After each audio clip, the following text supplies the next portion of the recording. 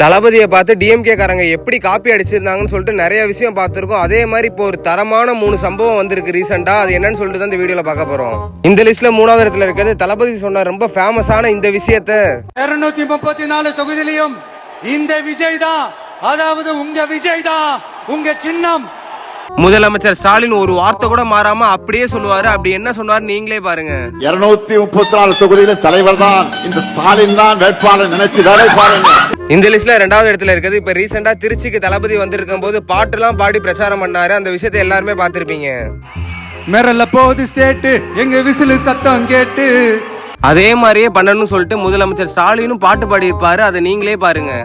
ஒரு பாட்டே இருக்கு, சூப்பர் ஸ்டார் யாருன்னு கேட்டா. இந்த லிஸ்ட்ல நம்பர் 1ல இருக்குது. இப்ப ரீசெண்டா தளபதி திருச்சிக்கு வந்துகிட்டு இருக்கும் போது அவர் வண்டி பின்னாடியே ஃபாலோ பண்ணிட்டு வந்த ஒருத்தர் கார் மேல இடிச்சு கீழே விழுந்துருவாரு. அப்ப தளபதி ஸ்பாட்ல கீழே இறங்கி என்னன்னு பாப்பாரு.